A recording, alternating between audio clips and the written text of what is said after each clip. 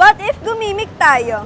Malabonggang gabi, Malabueños, isa na namang negosyante ang makikilala natin ngayong araw. Gusto nyo bang gumimik with friends? With party lights? Pero hindi kaya ng budget? Alam nyo ba na meron tayo niyan dito sa Malabon? Alam nyo ba ang negosyante ay nagsimula lang siya sa pag-gimik-gimik at hindi niya inakala na kanya itong magiging negosyo. Kaya tara na, ating alamin kung ano nga bang meron dito sa kanyang business na tsak daw ay magugustuhan nyo. Tara na't ating alamin dito lamang sa Spotted si Beshnes. 1, 2, 3, 4.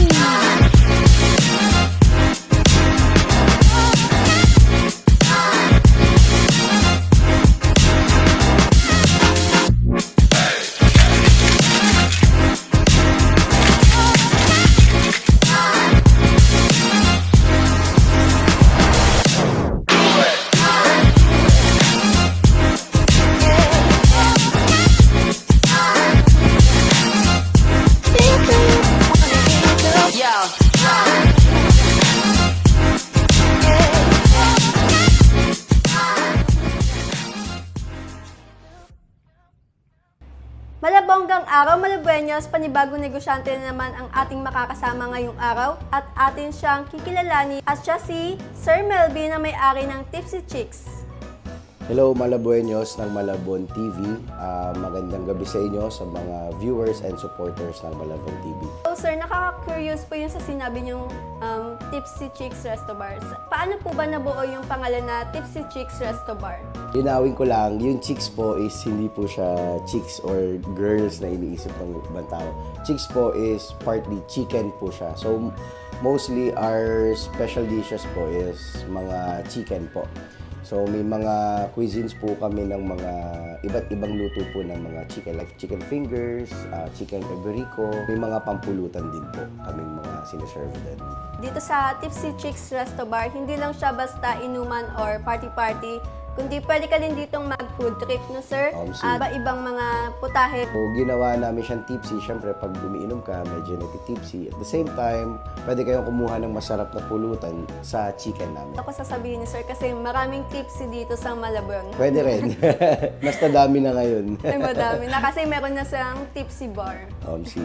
Sir, kanina na Tipsy Chicks is ibig sabihin para siyang mahilig sa babae. Pero yung kay sir, kasi yung specialty nila is chicken. Chicken. Yes. Chicks. Kaya sinort na lang namin ng chicks.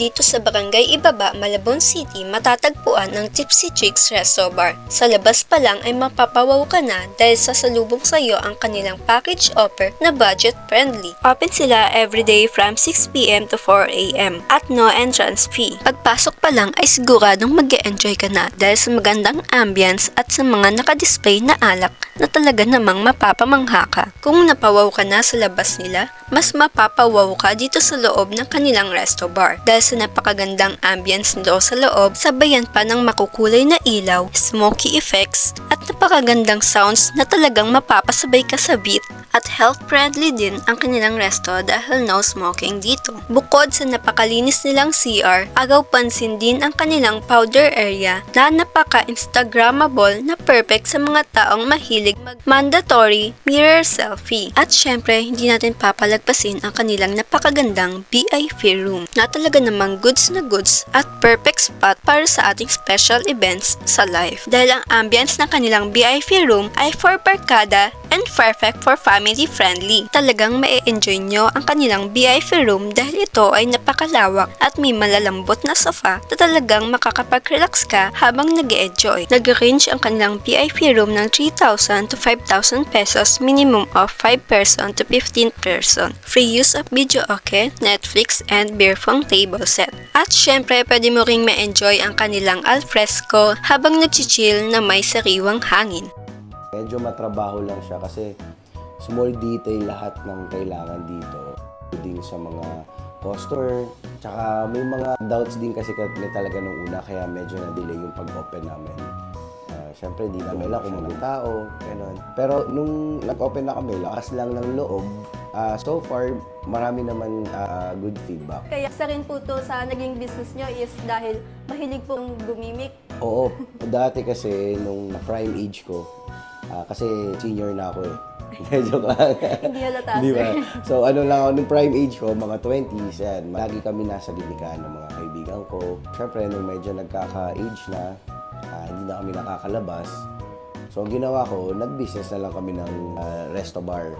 Para may mga dahilan kami sa misis namin na may negosyo kami, kailangan namin uminom.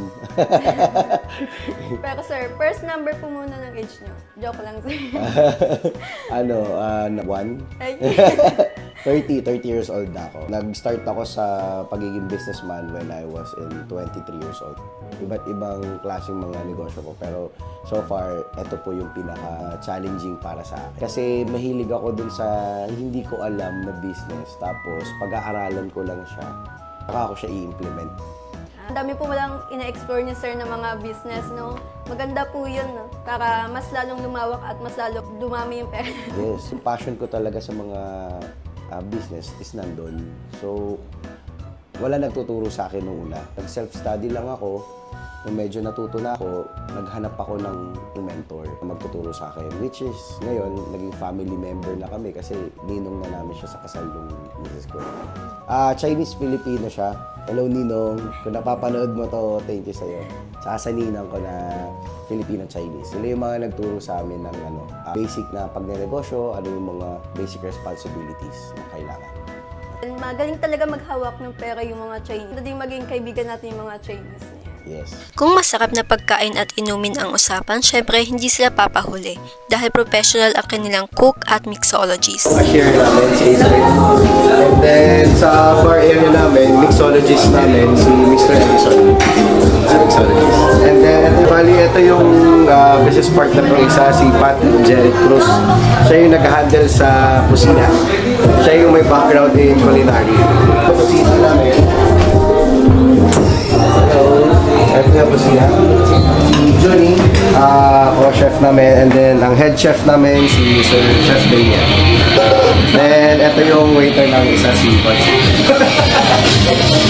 Sa itsura pa lang ng mga pagkain nila dito, tsak na matatakam ka at siguradong mabubusog ka dahil sa affordable na price ng mga pagkain at inumin dito sa Tipsy Chicks Resto Bar. At syempre, hindi tayo papayag na hindi matikman ang kanilang main character, ika nga, kung saan matitikman natin ang kanilang mga bestsellers cocktails drinks.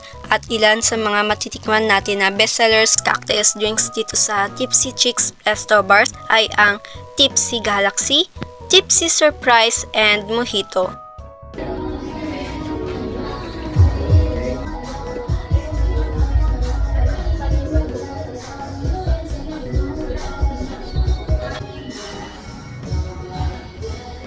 Talagang nakaka-surprise nga ang kanilang mga inumin dito dahil sa napakasarap nitong timpla.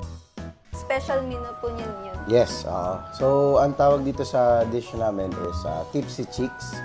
So fried chicken siya. Kaya siya, doon din namin kinuha yung Tipsy Chicks kasi one of the main recipe niya is may alcoholic drink din siya.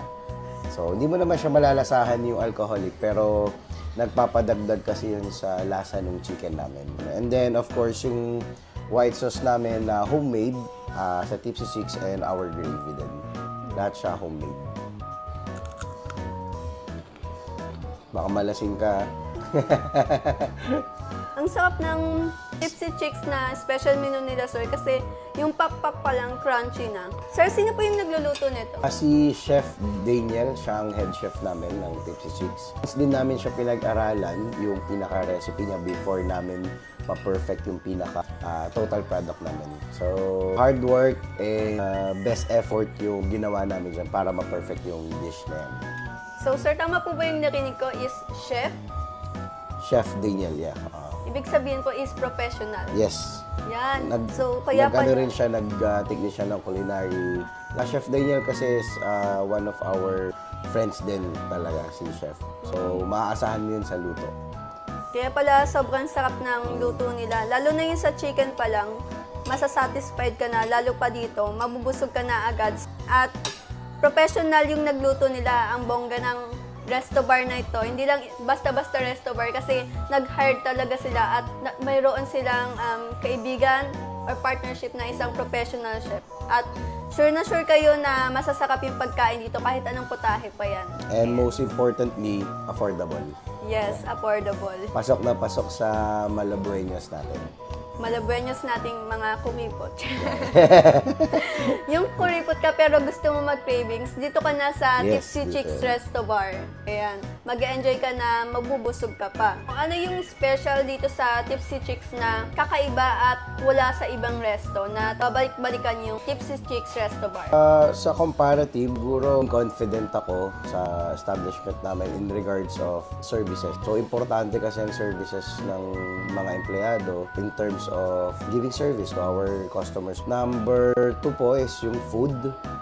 Most of our food is homemade po yan. Gawa po namin. Wala po kami pinagkopyahang recipe. Talagang lahat po yan gawa po namin. And of course, the ambience itself din po, pwede rin po siyang pang-inuman. At the same time, family-friendly din po yung environment po din namin. So, yun. Doon ako confident dito sa establishment namin. At syempre, hindi papahuli ang kanilang sounds effects na DJ mismo ang nagpapatugtog. At minsan, iba-ibang teams din ang kanilang pinapatugtog para ma-fulfill ang enjoyment ng kanilang customer. Yung mga tugtugan din dito is pang Gen Z and Millennial, talagang makaka-relate kayo. At kung old song man pa ipatugtog nila, Yes. makaka-relate din kayo kasi yung beat pa lang at minsan pa yung Ako nagpapatugtog nag-DJ. doon. Siya yung minsan na DJ. Kaya Yes, nag-DJ pumunta din. na kayo dito sa Tipsy Chicks Resto Bar. Karoon po kayo ng ganitong business para po sa ating city kung saan pwede pong mag-enjoy mga Malabueño Yes. sa affordable na price at nakikita po natin na mahalaga po yung pag-enjoy kahit Yes. sobrang stress po tayo. And sa mga tourist naman po, pwede po nila itong maging tourist attraction Yes, para pumunta po sila dito at mag-enjoy. Tama. Ayan. Yes. Para sa mga gustong mag-chill sa Tipsy Chicks Resto Bar, bisitahin lamang ang kanilang social media accounts. Para sa akin, inspiration kasi can be versatile. Kahit anong inspiration pa yan, basta may inspiration ka, okay na yun. At atin na nalaman kung paano nagsimula ang Tipsy Chicks Resto Bar. O di ba? Sinong hindi mag-aakala na ang kanyang hilig sa pag-gimmick ay kanyang magiging negosyo? Baka ikaw may hilig ka rin at maging tulad ka ni Melvin na ginamit niya ang kanyang hilig at sinamahan niya ito ng diskarte para sa kanyang pagnenegosyo. Kaya sa mga gustong mag-chill with friends, pumunta na kayo sa Tipsy Chicks Resto Bar para sa susunod na usaping negosyo, tumutok lamang dito sa Spotted si Business. Ako si Abigail Malik, nag-uulat para sa Malabon TV.